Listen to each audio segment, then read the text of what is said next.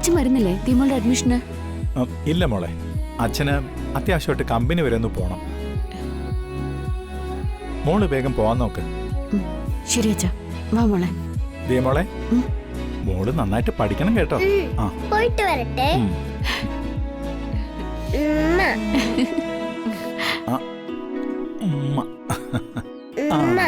പോയി പഠിച്ച് മിടിക്കേട്ട് വാ. ശരി മോളെ, കൊണ്ടാക്കിട്ട് വാ. ശരി അച്ഛാ, പോയിട്ട് വരാം. ശരി മോളെ, പോയിട്ട് വരാമേ. വാ വാ വാ, ലേറ്റ് ആവും. വാ.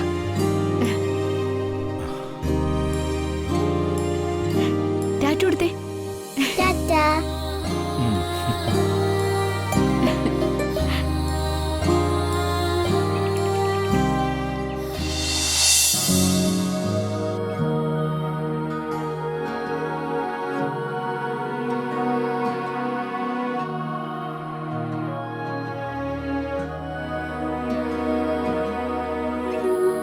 വന്ദനെ എങ്ങനെയെങ്കിലും ഒന്ന് കാണണമല്ലോ.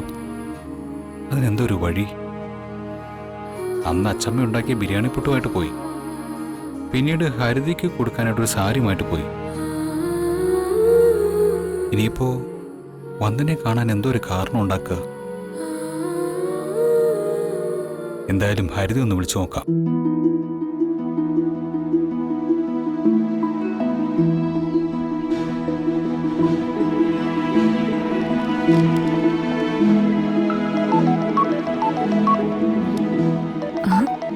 ഏട്ടനാണല്ലോ.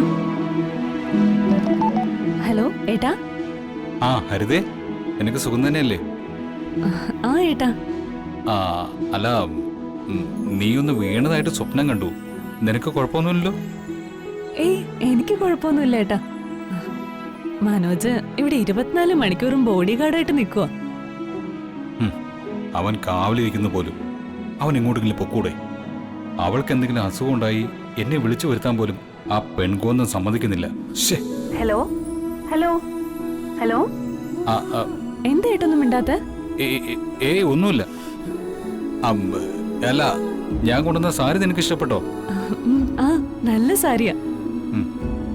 എന്നാലും എനിക്ക് മോഡേൺ ഡ്രസ്സിനോടാ താല്പര്യം. അതിനെന്താ, ഇപ്പൊ തന്നെ ഞാൻ മോഡേൺ ഡ്രസ്സുകൾ വാങ്ങി അങ്ങോട്ട് വരാം. ഇപ്പൊ കൊണ്ടുവരാനോ? വേണ്ട ഏട്ടാ, അതൊക്കെ ഇനി ഡെലിവറി കഴിഞ്ഞിട്ട് മതി. ഉടനെ ഒന്നും വേണ്ട. വന്ദനെ കാണാനുള്ള ആ അവസരവും അവള് പൊളിച്ചടുക്കി. അല്ല ഹരിതേ, ദീമോൾക്ക് സുഖമാണോ? കുഴപ്പമൊന്നുമില്ല ഏട്ടാ.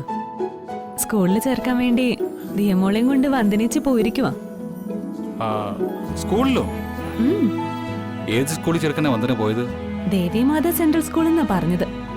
ശരി, അവള് മിടിക്കുക. അവള് നന്നായിട്ട് പഠിക്കട്ടെ.